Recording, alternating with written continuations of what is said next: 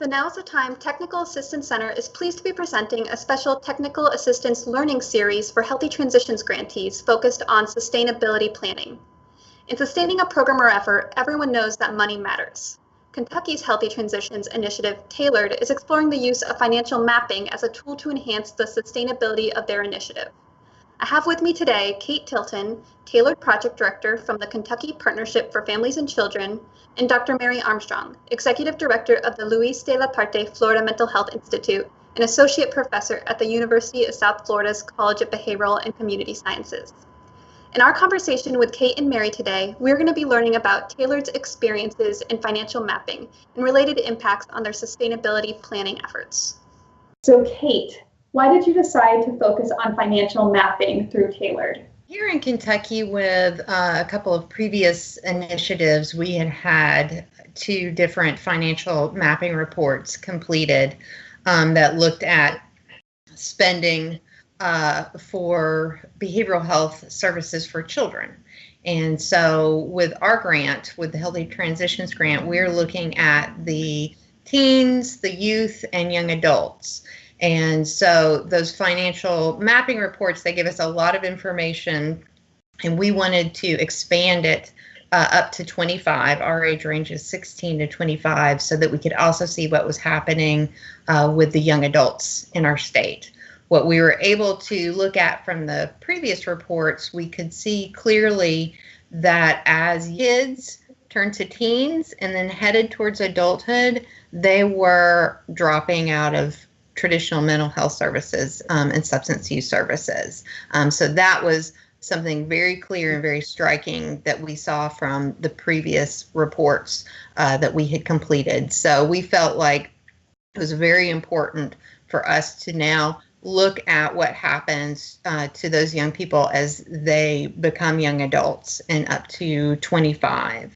And then additionally, with Tailored, from the very beginning, we have made sustainability planning part of what we are focused on and heavily focused on. And so for us, the financial mapping is an important and integral piece to that. Can you tell me a little bit more about financial mapping? How are you identifying those current financing patterns in Kentucky? So when a site is interested in beginning the process of financial mapping, there are really 3 steps that need to be taken. And the first is to identify your target population. And that's pretty easy for the Healthy Transition sites because it is your target population for the project. So just like Kate already mentioned, for Tailored, it is youth and young adults between the ages of 16 and 25. And then the next very important step is that Kate and her team, including her youth coordinators, need to identify when the project ends, what are all the needed services and supports for this target population that we want to make sure that we sustain. So that includes services, supports. Sometimes it's positions like peer support specialists, which can be very difficult to fund in some states and communities. So that's the next step, is to identify who are all the possible funders of those services and supports. When Kate and I began working together, we both realized that there were probably funders that we have not worked with before in Kentucky that were going to be very important. And those for us, immediately we thought of the Department of Corrections and rehabilitation services. So Kate and I together went and met with folks at each of those state agencies, and they were clearly new partners. They were extremely interested in the project, and both of them have wonderful financial data systems. How do you think financial mapping will be used to support sustainability in Kentucky? What we're doing is we are gathering together data, and then also personal stories, just painting that full picture of what is going on in Kentucky as we move forward to really work to figure out how to help young people access services, and how to engage them and how to keep them engaged in services in a way that they can then reach their goals. Once we've got all of the data collected and we've got those financial maps ready, then we bring together all the funders and we present to everybody together what we have learned. And one of the very interesting things that always happens in that process is oftentimes, even if funders are clear around the dollar amounts they're spending and for what, so some of them are very clear about that, but even if they know what they're spending, they're oftentimes clueless about what other folks are funding and are not funding. And so through that process, that's how you can begin to talking about, so what are the services that are not being funded or that Tailored Healthy Transitions is funding now, but we have to figure out how we're going to fund those in the future. And next step of an interagency meeting where everybody sits down together, looks at the maps together for sustainability. Just to add to that, I think what we've seen with our drop-in centers and young people coming in, some of the major areas of, problem areas for young people walking into the centers are things like housing, employment, access to mental health care, wanting to continue their education, so court involvement. So being able to connect with those other agencies that are serving young adults, youth and young adults for those exact problems is going to really help us paint a clear picture for ourselves and others on, what we need to do next to transform things for young people in our state. Thank you. And Kate, do you have anything you'd like to share based on your experiences getting started with financial mapping in Kentucky?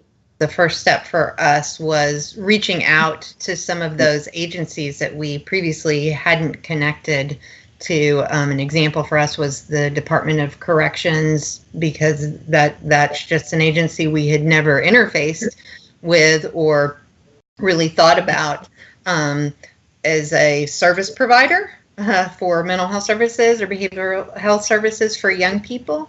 And so when Dr. Armstrong came to visit us, we went to the Department of Corrections, and we're very excited to see that they gather a lot of data and that they were very motivated and excited to partner with us. Their goal is really to see less young people with behavioral health issues in their system. And so they were very excited to share data with us, to partner with us, and that surprised me. That was something I'd never thought of, and it was great to have just such a great new partner as we move forward to talk about where are young people ending up that have significant behavioral health issues in our state. What could financial mapping offer to other states and communities that are considering this approach? A lot of times when kids are young and having behavioral health issues, their parents are bringing them in. And then as they get towards adulthood, those services a lot of times are no longer appealing, have stigma associated to them. A lot of them have system fatigue, and so they're dropping out of our services that we have available and are offering.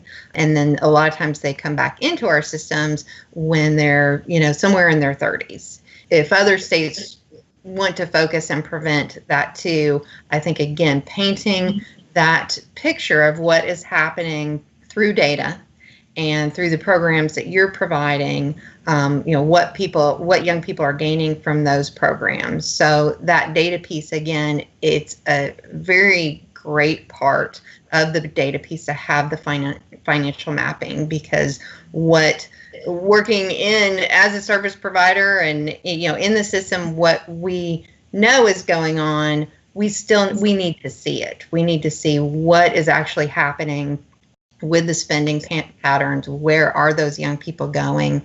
Because they're not just disappearing and not ending up in anyone's system for about 15 years.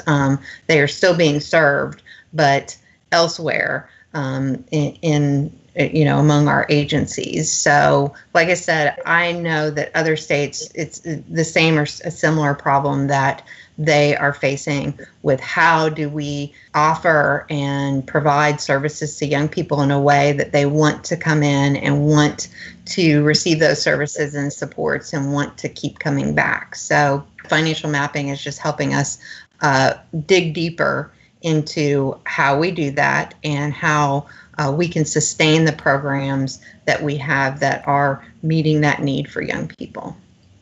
All right, well, thank you both for joining our discussion today and sharing information about your sustainability efforts in Kentucky. So please be on the lookout for other Grantee featured videos in our Healthy Transitions Learning Series, highlighting strategies to support sustainability.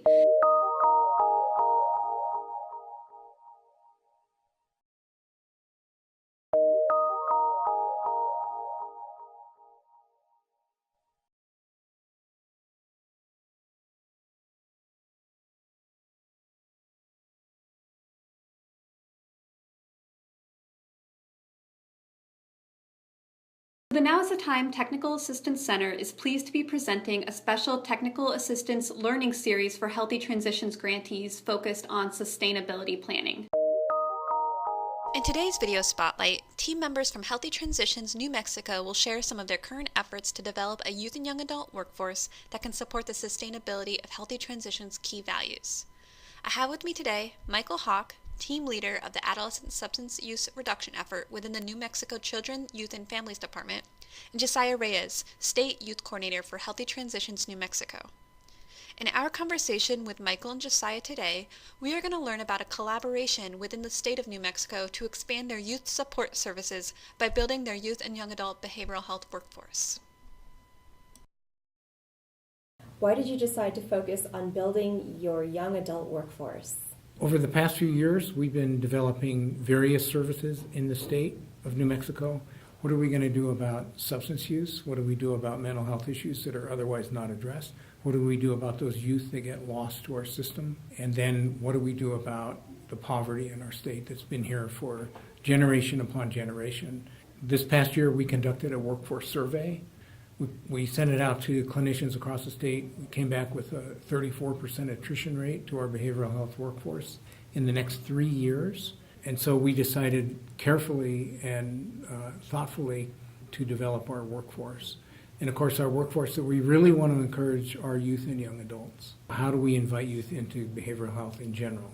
Peers relate best to their peers. They build trust with their peers. How are you translating lessons learned from Healthy Transitions to build your young adult workforce? We've given a lot of youth opportunities for leadership and advocacy, and even to be presenters, and even roles like internships. And we also have our youth outreach workers, which are young adults as well. One of the things that we deeply appreciate about the Healthy Transitions Grant is that Josiah, as the youth coordinator, we'd like to see that sustained over time in our state. I can certainly have empathy with that perspective, but I am not current in what's going on in youth culture.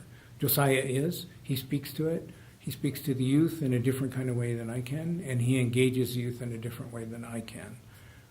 We want that in our system. So many youth get forced to go to counseling, go to therapy their whole lives, and then by the time they get to make a choice, they're like, I don't want to have anything to do with any of those services ever again, and they might actually need them. What we're doing with the youth support services, it's a voluntary program that the youth can enroll in, where it helps them with life skills or any goals that they might have, and they get paired up with a life skills coach. There's a lot of the youth that I've worked with, they really want to go into this field to help other young people, but many of them don't have an avenue to go to college for it. We've been able to offer positions to work with youth without having a degree. So our youth outreach workers don't have a college degree in like social work or anything like that. They just have some lived experience in maybe behavioral mental health or substance use or juvenile justice or protective services. And this is a perfect avenue, perfect path for them to get certified to work with youth in that capacity.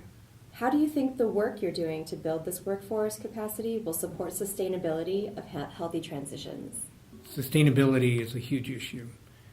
For every project that we do, we have to address sustainability kind of out the gate. For a long time, the state has been on a fee-for-service model.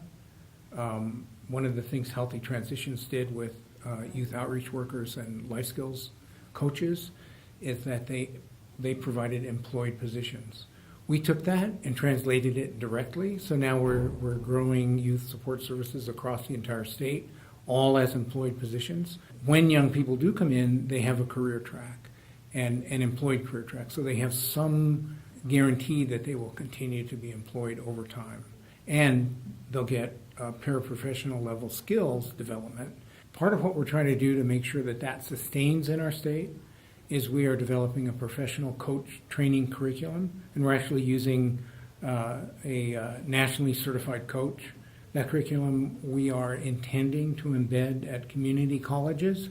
Once it's embedded at community college as a 4-credit course, it would be available across the state, is what we hope. What do you believe similar workforce development efforts could offer to other healthy transition states, tribes, or local laboratories? What's happened in our modern cultures, families are fragmented, parents don't have enough time to pass along their skills. There are fewer and fewer open avenues of interaction that parents have with their children to pass on very successful and dynamic skills. Other healthy transition sites could benefit from offering youth opportunities for employment. We were able to offer some internship positions, the importance of having youth groups, and then having a youth staff and support that youth group.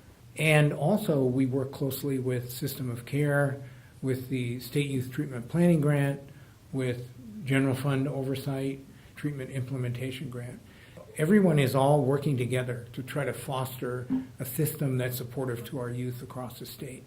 Thank you, Michael and Josiah, for talking with us and sharing how Healthy Transitions New Mexico is building their behavioral health workforce.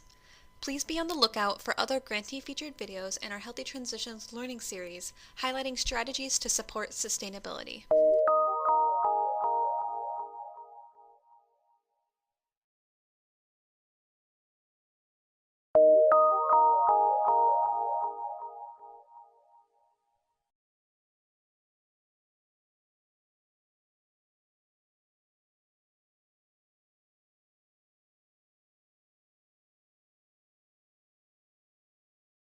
The Now is the Time Technical Assistance Center is pleased to be presenting a special technical assistance learning series for Healthy Transitions grantees focused on sustainability planning.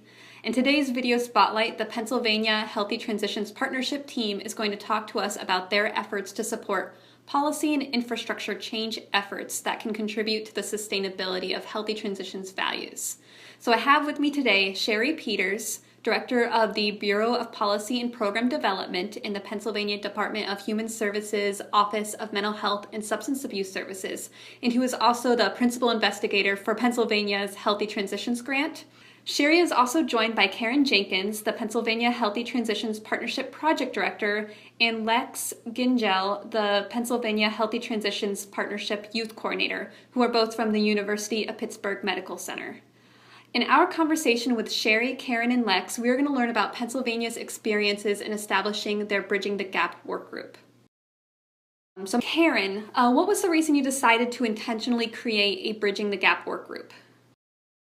Well, in 2016, the Healthy Transitions state staff participated in our annual site visit with Now is the Time technical assistance folks. And during the meeting and during the site visit, we had invited the first episode psychosis state staff and several other stakeholders to the 2-day meeting.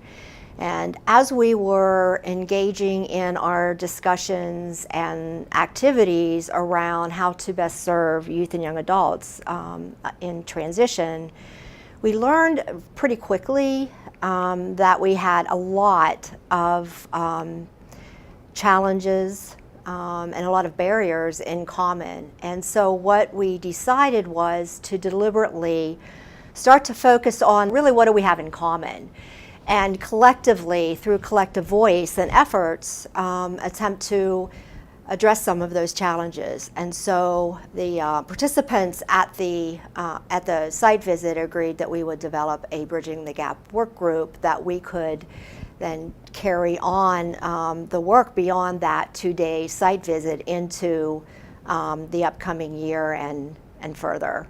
Since Pennsylvania was awarded the Healthy Transitions funding, we've worked really hard as the state team to build relationships not only with the local laboratories that we work with, but also the youth and young adults. And we learned that the youth and young adults that we're serving through Healthy Transitions are also having continued challenges in transitioning from the child serving systems to the adult serving systems in Pennsylvania. As a result of some of the discussions that we had there, plus the knowledge that through the years in other initiatives, we had also identified lots of challenges and barriers, we decided that we would gather together youth and young adults, state staff, county staff. We've looked at it as sort of the children's system being a very rich system of lots and lots of services, but when the time comes to move into the adult system, since it's very different, some people have described it as sort of falling off of a cliff or a chasm, and we wanted to bridge that gap between the children's system and the adults system. And I think that one of the things that you will hear us talk about a lot is building the relationships across systems and, across Pennsylvania, so that we could, again, collectively bring our efforts together and identify and share resources so that we could better serve the population that we're trying to serve. So how are you addressing barriers and challenges that are relevant across the child and the adult mental health systems in Pennsylvania? So in Pennsylvania, we have an infrastructure that really works well to address the barriers and the challenges. The HT grant was awarded to the Office of Mental Health and Substance Abuse Services, the Bureau of Policy Planning and Program Development, of which I am the Bureau Director, and I am the Principal Investigator on the HT grant. The Project Director, which is Karen, reports directly to me in the Policy Bureau, but she's located, her office is located within both the Policy Bureau and the Children's Bureau, with all of the staff that are in both of those bureaus. That really makes for many opportunities for collaboration and communication across the children's and the adult system. So we're very fortunate to have that kind of an infrastructure.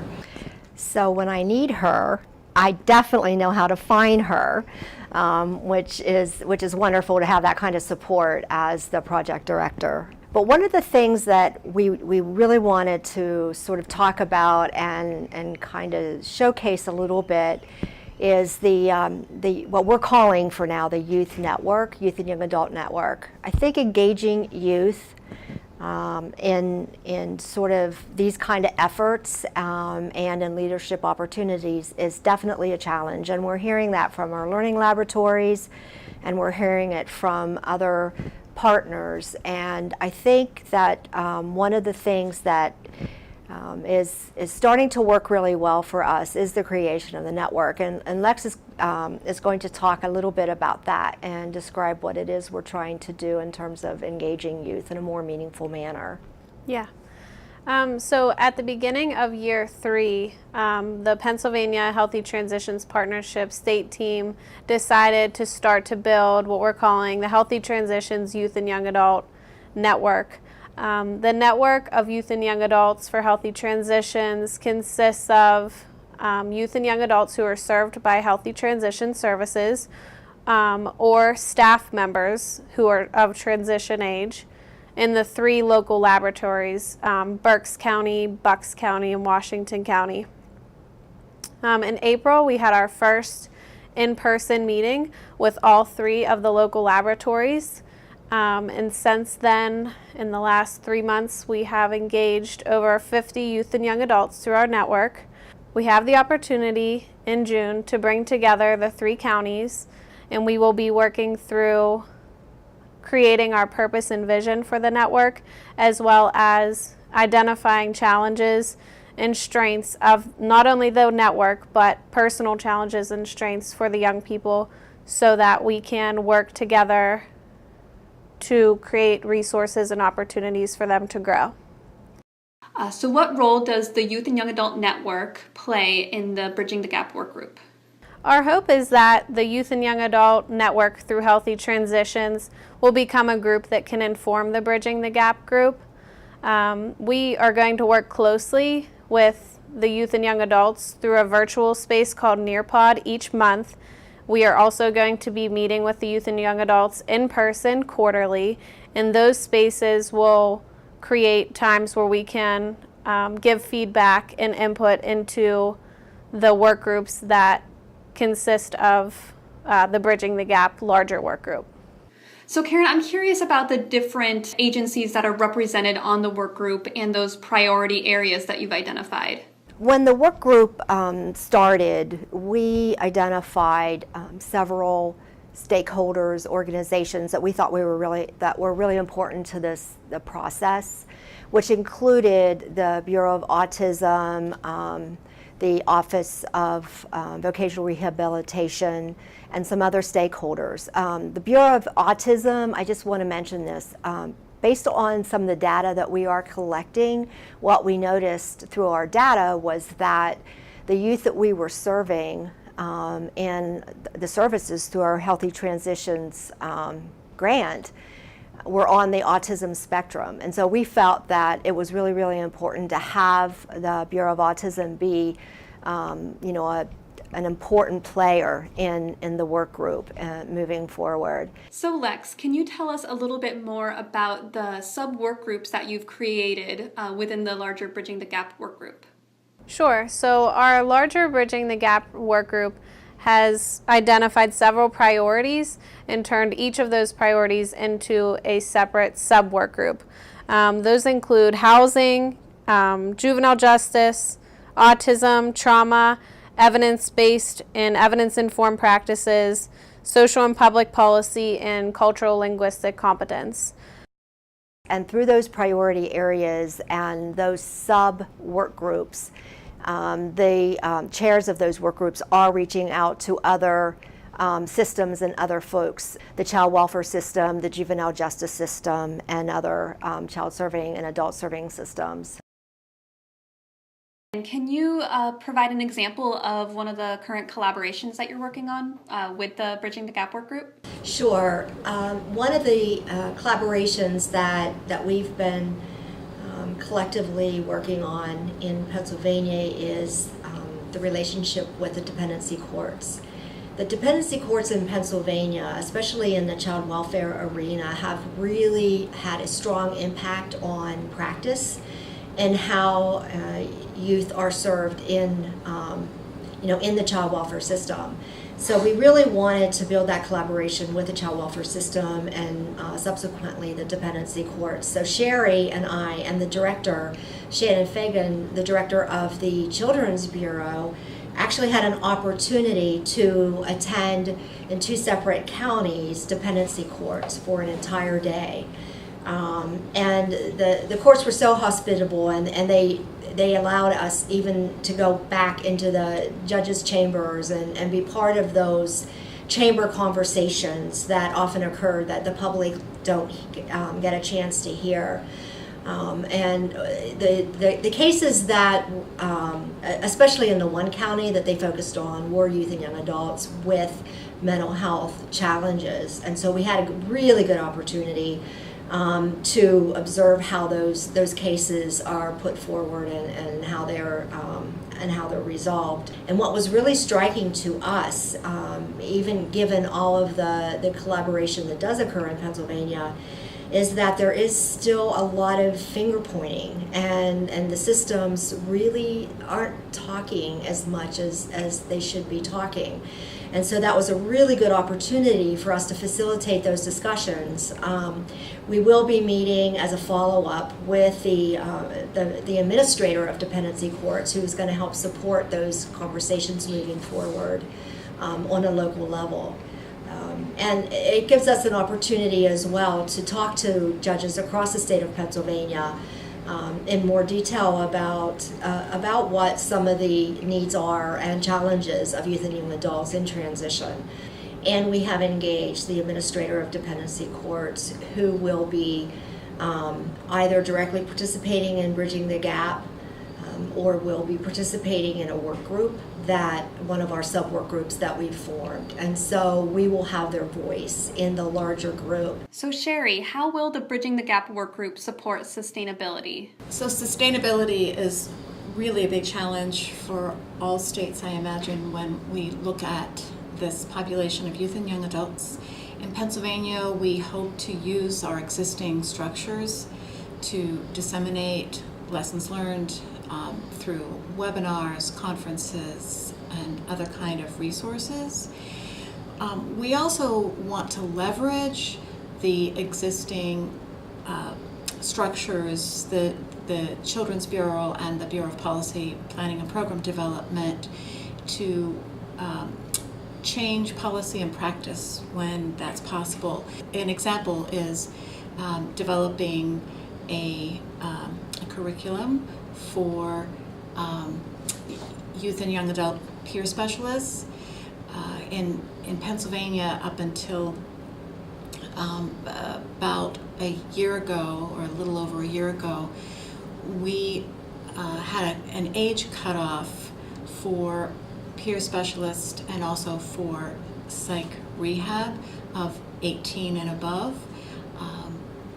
Due to conversations and the work of the HT partnership, in collaboration with other kinds of influences, the age was reduced to 14 and above. So in order to make sure that peer specialists who were going to be serving that youth and young adult population, especially that 14 to 18 group, a new curriculum needed to be developed, and the HT partnership helped to create that curriculum.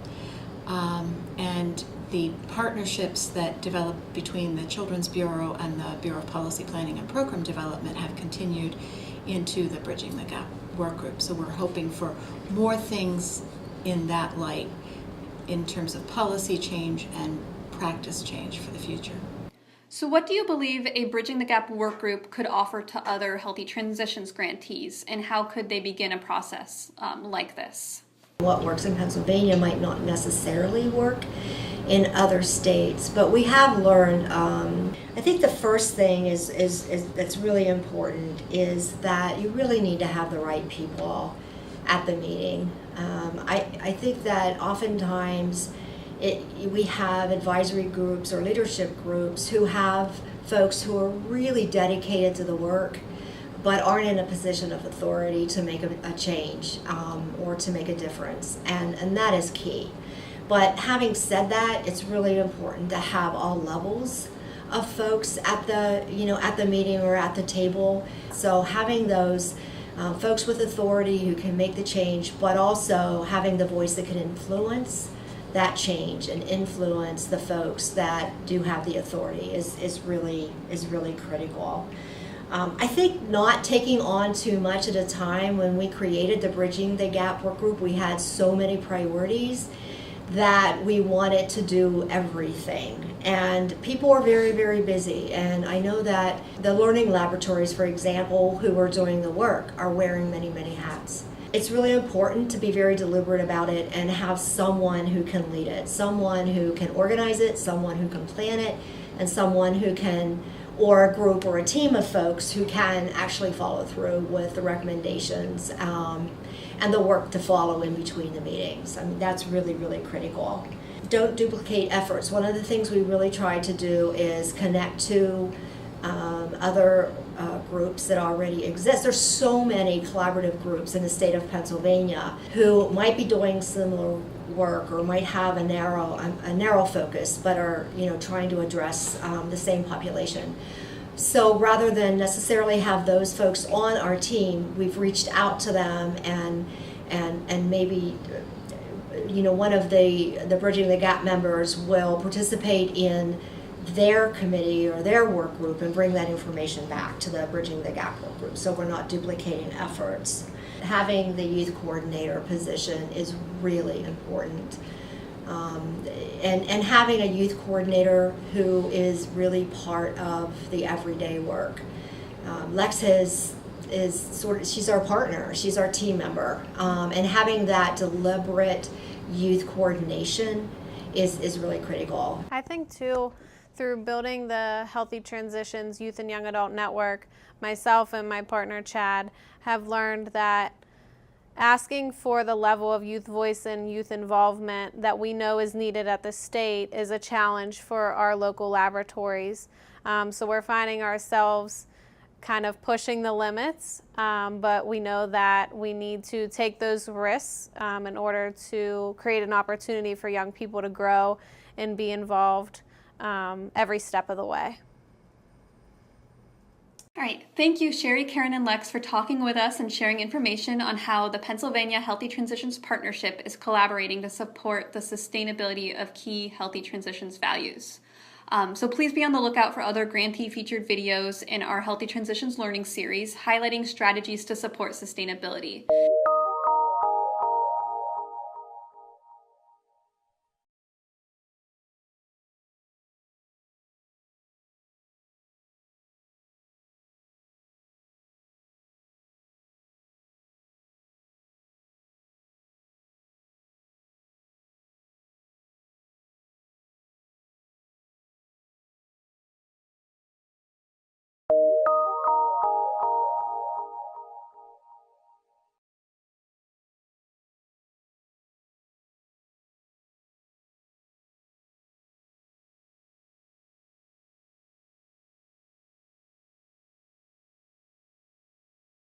The Now is the Time Technical Assistance Center is pleased to be presenting a special Technical Assistance Learning Series for Healthy Transitions grantees focused on sustainability planning.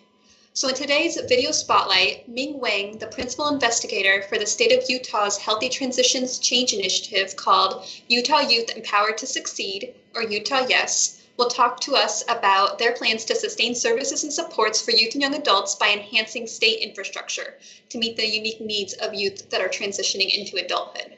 So Ming, can you tell us why you decided to focus on state infrastructure change in Utah? Sustainability is really built on this infrastructure change, and the infrastructure change really has to support the service delivery and also the system support.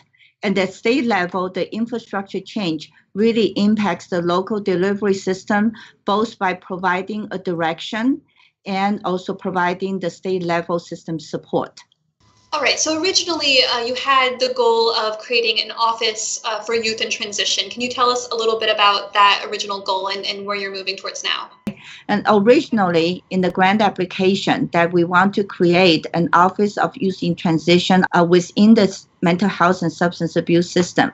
But after 1 year, the HT program was moved into the Executive Director's Office within the Department of Human Services.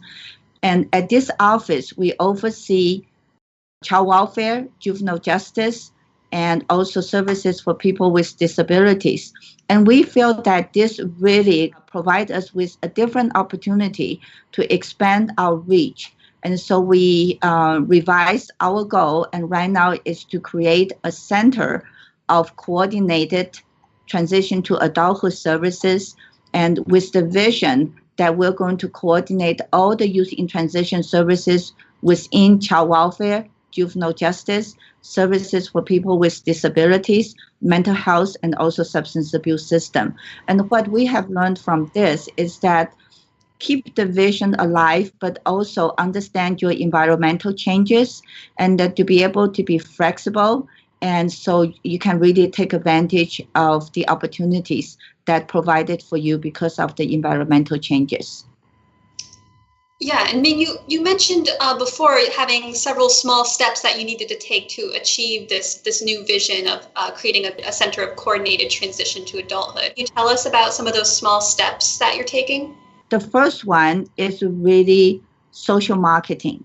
And when we talk about social marketing, we're not just talking about the general community, but we also want to establish that mutual responsibility and the shared ownership of transition to adulthood services. And only if all the systems and the key stakeholders feel that they have a stake in this, then they will be willing to go into the next step to fulfill the vision.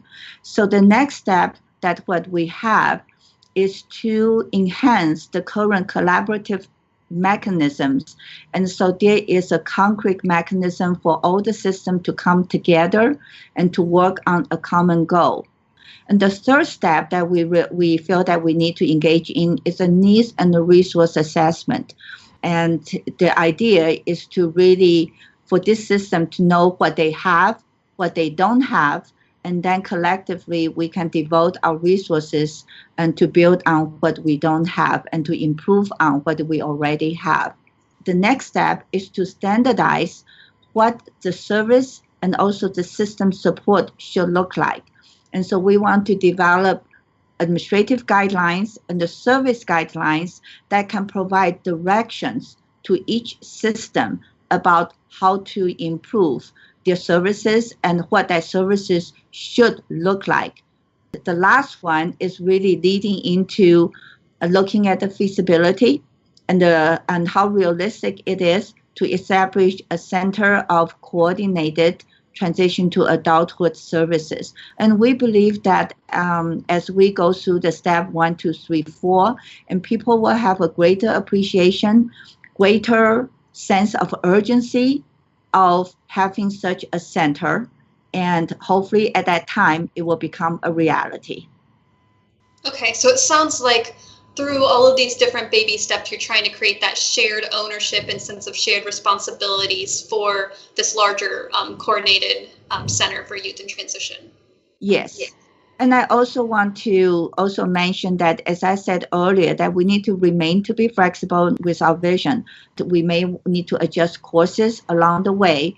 So even though our end goal is looking at a center of coordinated transition to adulthood services, if there are additional opportunities that comes about, if we will be willing to look at that to see, hey, could the center be beyond the Department of Human Services? Could it involve the education? Could it involve the housing? And could it also involve the employment sector of the state system? Yeah, I mean, that's a really good point. So I think you highlighted a lot of things about what you're trying to do in Utah, but that whole point around flexibility also brings me to the next question. How do you think creating an office for youth in transition will ensure continuity of healthy transitions? Really good question. I think that there are several advantages of that. Number one is that for us, for all the system to identify youth and the young adult as a priority population. And also this period of time as transition to adulthood, providing a really unique window of opportunities for success. A center of coordination will really help us to make sure that the youth and young adult and their families are identified as a priority population and to receive services. And the second one is that having such a center will also help us to look at the human and the financial resources that needs to be in place to help to support the transition to adulthood services. And then the other advantage will be the partnership, that how we can have a broad partnership with youth and the family members. And when I say family members, it really includes biological, adoptive, and also foster families. And to really make sure that all these stakeholders come together to achieve a common goal. So that broad partnership is also something that can be achieved through a center. And the other one, that other advantage that I can think of is A coordination also means there's a standard that we coordinate upon. So if we can have an agreed upon guideline or the standard, such a center will help to monitor, will provide technical assistance for each system to move toward fulfilling the guidelines or the standards of using transition services.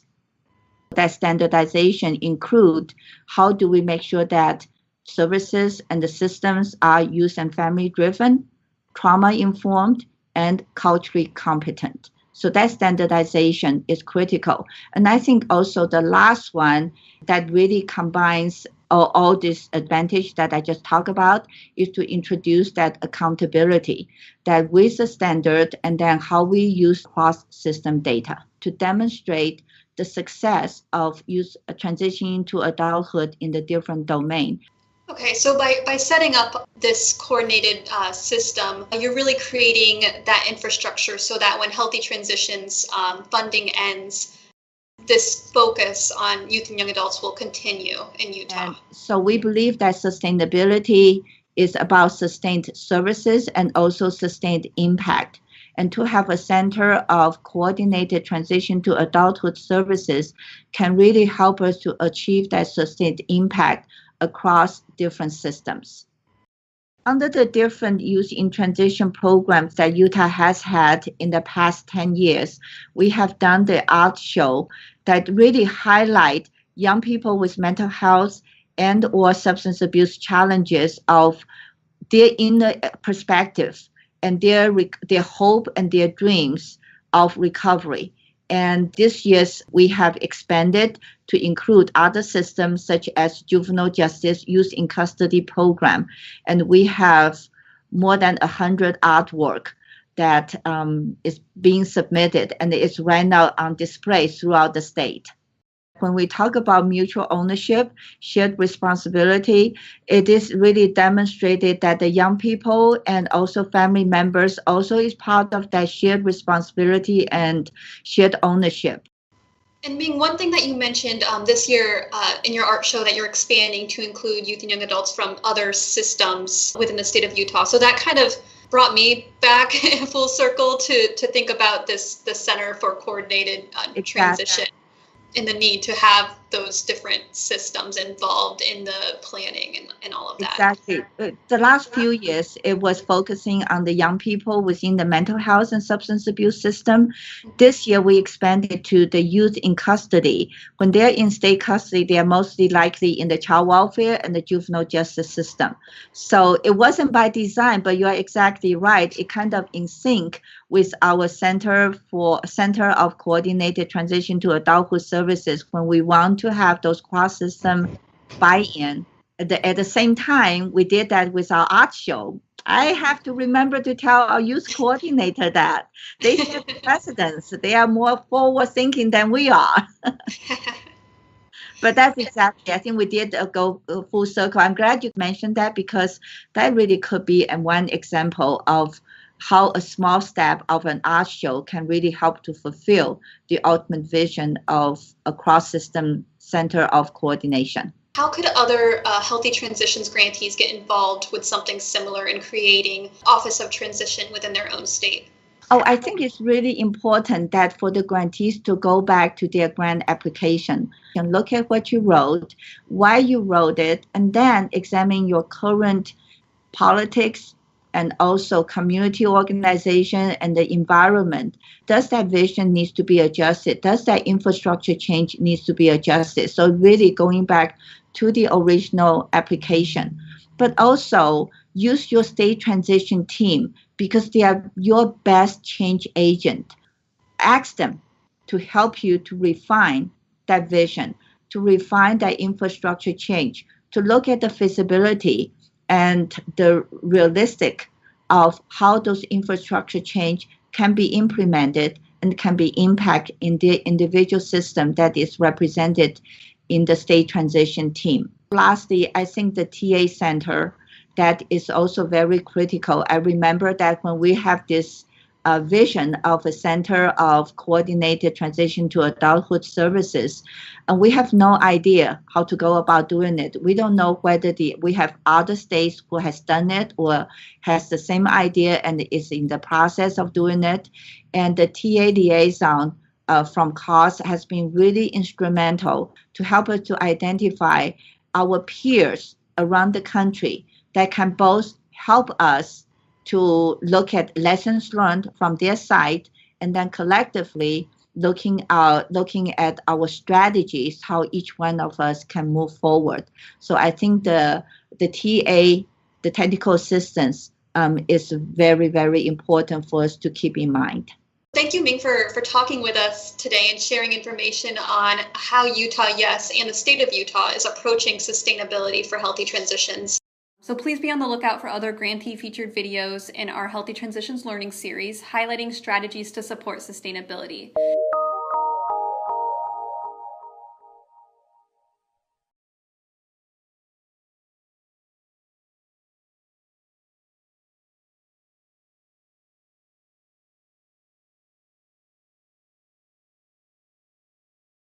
Mental health. Mental health. Mental health. To me, mental health is just like any other health problem. Mental health is real. Salud mental es vivir una vida normal. Mental health is a process. Mental health is treating your mind the same way you would treat your body, with respect and care. Some people, for example, in my culture will be like, he's just ill-behaved. You're crazy. And I feel like there's a lot of stigma to it. You are insane. People don't treat it as a serious issue. Mental health is not someone trying to act out or get attention. Es algo que no debe ser ignorado en realidad.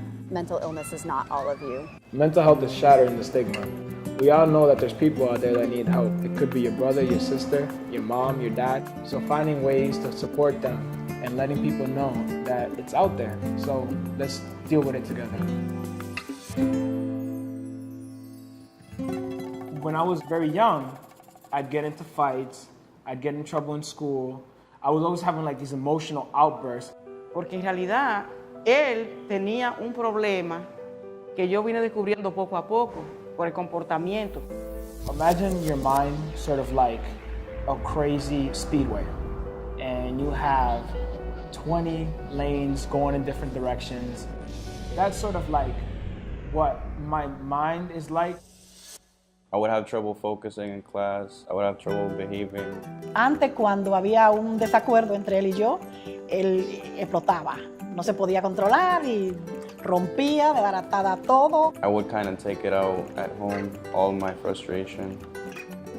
I had struggling in school, I had struggling with work, I was struggling with socializing with people since I was a kid. At the beginning, Brian was very aggressive. He has some behaviors that I didn't understand. El proceso que he pasado con mi hija ha sido muy difícil. I was always super sad all the time, always tired, felt like I couldn't connect with anyone.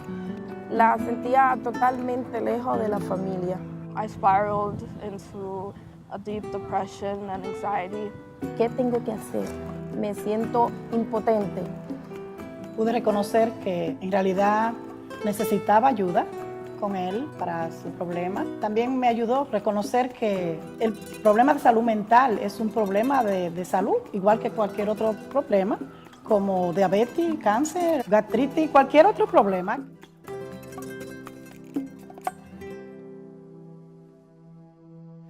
Aceptar que nuestros hijos están enfermos o que tienen algo diferente es sumamente difícil, porque lo podemos tomar como una reflexión de nosotros mismos y el sentir que nosotros podemos ser los culpables de lo que está pasando es una barrera en poder tomar el primer paso y hacer algo para remediar la situación. One thing that helped me out a lot was the support of my mom.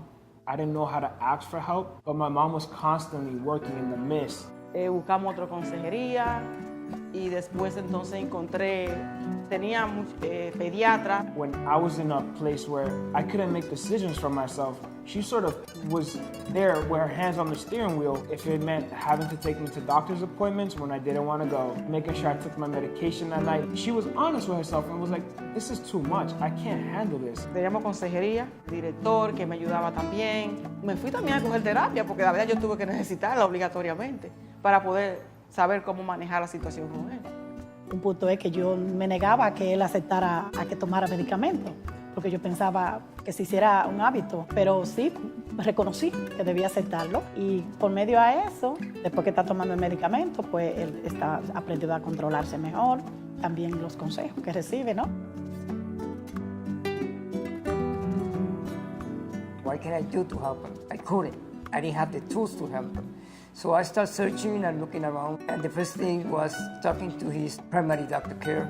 That's where it started everything. It started like bringing me to therapists, bringing me to psychiatrists. The psychiatrist explained to him about my situation with depression, with anger. La llevamos al hospital una noche desesperante. Ahí se iba a quedar un tiempo hasta que trataran lo que ella tenía y pudieran identificar qué era lo que ella tenía. When I went to McLean's, that was the best thing that could have happened to me, even though I felt the worst. They really helped me sort of understand what I was going through. Entonces entró la comunidad. Nos refirieron a diferentes personas para que nos ayudara. Empezamos a tener sesiones con psicólogos, ayuda para mí también. I started reaching out to my community, and I met these wonderful people at a place called Do Forward. It's honestly one of the best things that ever has happened to me because I finally felt like I had a second home and people I could trust. Yo empecé a ver un cambio muy grande en Ana. Ana está en un grupo de apoyo y comenzó a relacionarse con la familia. Comenzó a hablar conmigo, a decirme, mami, abrázame. Mami, yo quiero estar contigo. Seeking help with different programs and mentors and stuff, I was able to realize what it was that I wanted to do with life. Recently, I've been able to get my high school equivalency. Pretty much with everything, getting a job, I've gotten help with everything. My life changed. I have hopes for the future. And I hope to be a geologist one day, a gemologist. Some days are still hard, but I have a tool set that I have developed over time. And that helps me get through my job, it helps me get through my work, it helps me get through my school. Él está yendo bien, casi está en su bachelor degree. O sea, yo sabía que él iba a hacerlo, porque yo le decía, tú puedes, tú puedes. I'm working hard, and I also recognize that there's still a lot of youth that need support, that need that encouragement. And I find meaning in putting trust and faith in other people because people have put trust and faith in me. I'm going back to school this fall, and I'm very excited for that. I'm a little nervous, obviously. Veo que ella quiere echar para adelante. La veo en su computadora buscando trabajo como cosa loca, porque ella quiere trabajar, ella quiere ser un ente en la sociedad. From there, I plan to go to college. I see myself working with people like me and trying to give back to my community. Keep in mind that this is a person with a lot of dreams. Our role is to be there, to get them to those dreams.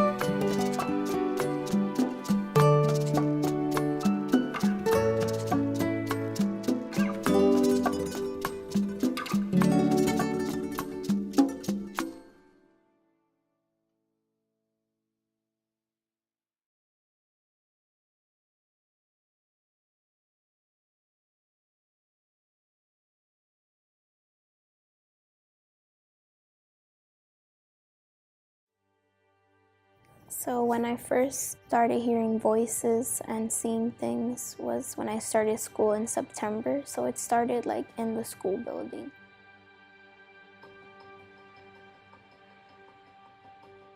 I'm 19 years old. I live in the Bronx. My name is Jessica, but I go by Skittles. Yeah, there's two sides for me, Jessica and Skittles. For everyone it's different, but for me, I felt like everybody could read my mind, and I didn't trust like the teachers and the counselor. I thought that someone was out to get me, and I didn't want to tell anybody because I thought I was crazy. At first, I thought people were crazy. My counselor from my school recommended me to go to that hospital.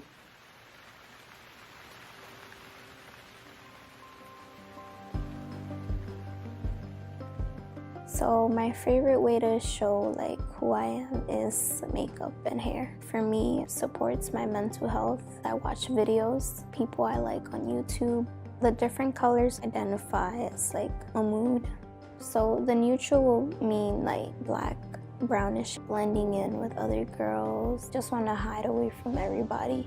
But Skittles mood is blue, purple, red, exciting, powerful, feel on top of the world. While I was hospitalized, I felt like I was Jessica. Like, I don't really like that person.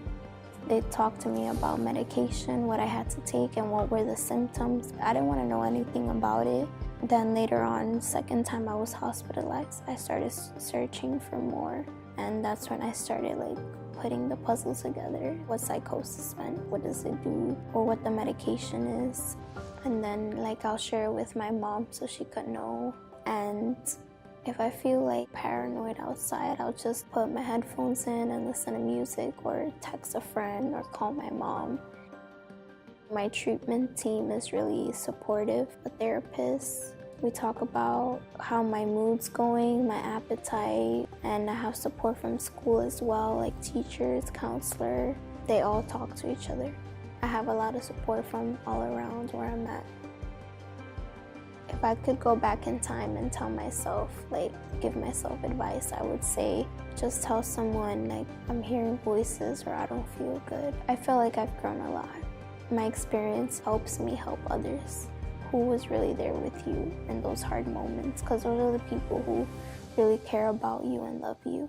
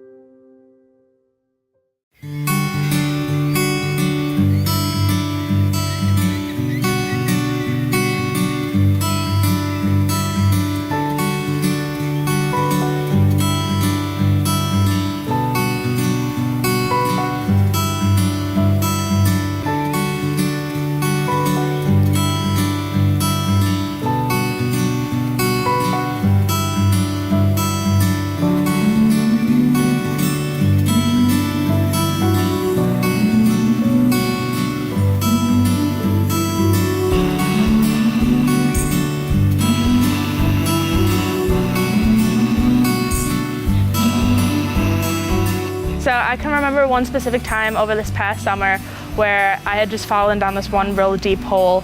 I just was laying on the couch and I did not want to get up and move. And I had a friend who texted me and they said, hey, why don't we just like get up and go someplace? And I said, you know, I'm just really not feeling it. Like, I'd rather just lay on the couch and just deal. And they actually just showed up to my house and they said, we're getting up and going. And so we went up, we got some ice cream, we went to Barnes & Noble, grabbed some books, and we came back and I ended up feeling a ton better. We need you to reassure us. We need you to say, hey, you can come to this if you don't want to, I completely understand, but I'd love to see you. And sometimes it can get us out of our shells. Just be persistent but gentle. You just have to feel out the person and just being there in any way you can for that person. So if I bring a problem to you, don't solve it for me, guide me through it. That's the best way to support me as a young adult, not a mental illness. We We support each other. Will you support us?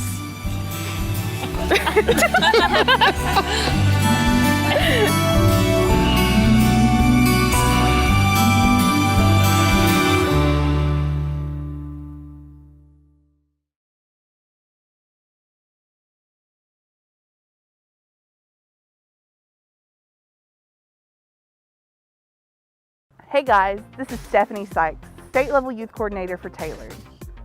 Tailored is doing a lot in the state of Kentucky to improve the lives of transition-age youth. One of the ways we're doing this is through drop-in centers, which are fun, safe, and engaging spaces for young people to come, hang out, and get connected to other young people while they're working on their goals. Our drop-in centers are all similar, but unique in their own special ways. We'll begin our tour at our easternmost location in Ashland with Holly. So when you first walk into the center, you'll see the sectional, a TV, the refrigerator, free snacks sitting on the table. You'll walk a little bit in and you'll see the pool table. Then you'll see the art room. We have our chalkboard wall. When you come back in, you'll see the computer room, which has, I think, 8 computers. We have a Mondo pad in there. We have peer support, just like any other center. We also do special events. We try to have an event for each holiday. We also have supported employment, so like career building activities, so that could include resume building, job searching, more as a group. The thing that attracts the young people to our center, I would say mostly is the free food and free Wi-Fi. Now, once they see that on our flyer, they come here and they'll see like, you know, the pool table and TV and all that, and then we also have popcorn, so they really love when like we make popcorn because like the smell just goes throughout the whole center. I feel like the most unique thing about us is that we have this really high demand for like art. When they come in here, it kind of brings out their creativity. We have a lot of artwork that people put on their refrigerator because they want people to see. I would say my favorite thing about working at Ashland is that I've seen so many youth grow from when they first walked in the center till today. They're getting jobs, they're going back to school, they come here and this is like a home to them. It's really good to be on like the outside seeing that because I know that I was there at one point in my life, so it's nice to see youth having a place to go to. Now that we've seen all the cool things that Ashland Drop-In Center has to offer, let's talk to Meredith over in Moorhead. A few things that we offer at the Moorhead Drop are the Oculus Rift, which is virtual reality, karaoke, we have a pool table, we also have Xbox One, we have Alienware Technologies, and we also have Microsoft installed on those computers. We offer free snacks and beverages every day. On Wednesdays, our youth can enjoy ice cream and candy. In November, we do a Thanksgiving dinner. In December, we also offer a Christmas event. In months that we don't have a holiday, we like to do karaoke, poetry slam, and game nights. I think that the thing that attracts most young people to our center originally was the Oculus Rift, but now our young people come here to interact with other young people and to play Magic or to play board games or to even play a few games of pool. I like to think that the thing that makes our center the most unique is our young people. A lot of our young people are college age, but they do a very good job of incorporating the younger people and making them feel comfortable and making them feel welcome. My favorite thing about working for Tailored in Moorhead is that I have a job that allows me to be who I am, and it's really nice to be able to see young people develop and become more social, to build those social skills. And finally, let's talk with David over at our busiest drop-in center located in downtown Louisville. Our center looks like a rec center. It's got a pool table, a comfy couch to watch videos and play Xbox, and a computer area where we have the Oculus Rift, which is a virtual reality setup. We've also got a kitchen which houses our washer and dryer for laundry services. At our center, we've got a lot of events like the weekly outing we do, which we take people in the community to do socialization events and learn life skills. And sometimes it includes resources they need, like getting their social security card or IDs, things like that. We also plan concerts. We've had one recently where we did awareness and outreach tied to an actual free concert on 4th Street Live. The thing that attracts most people to the center, young people most, is our recreation area. Tailored's a household name now, and they think about it as a place to hang out, but also to receive all sorts of services, including mental health and just daily living. We serve meals at 4 o'clock every day, and we give out bus tickets, and this helps them get around the community and take care of what they need to. I guess we're a little more unique by being one of the centers that actually offer laundry service. They can come in and do laundry and things like that.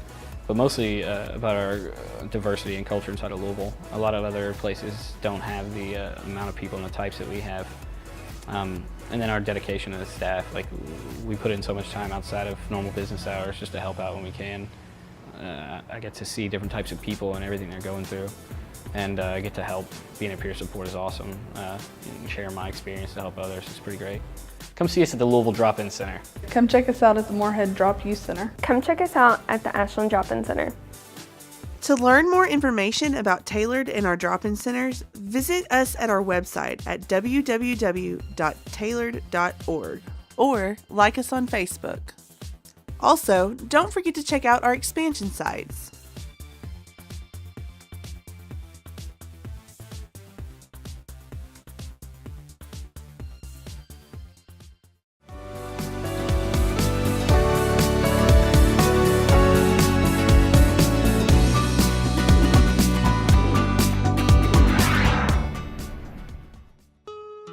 Hi, my name is Mike.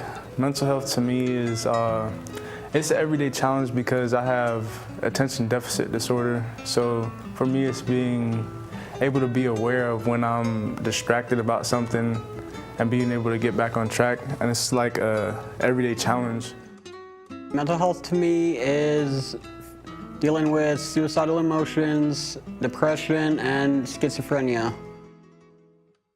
To me, mental health is not, in a sense, a disability. It's something that makes everyone unique and our own person. Mental health means that unity, it means support. I might have PTSD or things of that nature. That's a part of me, but that's not who I am. Just because someone is different doesn't mean they can't do what you, your sister, your mother, your father, your teacher, your doctor. It doesn't matter what anyone can do, it's what we can and can't do. It's how we work with what we have. And a lot of people are not aware of a lot of mental health issues. And I feel like if you have one of the youth or someone in your family that's dealing with a mental issue or any type of thing with the mental, with the mind and the body on their inner person, that you should really just take the time out to look it up and research it, because the more you down us, the worse we feel, and it's like no way out, because if our family don't believe it, then who will? Honestly, I've, in a sense, suffered from depression, anxiety, and bipolar disorder my entire life. But when it comes to people like that, bipolar isn't happy, sad, happy, sad. It's, it can be days on end of complete and utter joy, followed by weeks, months, maybe even just hours of pure and utter sadness. A lot of things I get off, I get not off task, but off topic with, and I think about other stuff, and it kind of gets me, it kind of gets me flustered a little bit. With me, I participate in a group called BNB, Bent But Not Broken, and we do a lot of things. We hang out, we're our own little warm family. We teach, we have one voice, and I like that. Now, after starting the group, I have found new friends I could rely on. I can say that I have more coping skills than what I used to, and I know how to manage my emotions and my depression. I reach out more, and that's what Bent Not Broken has brought to me. I feel like it gave me confidence because I get to talk about my feelings, how I really feel about stuff.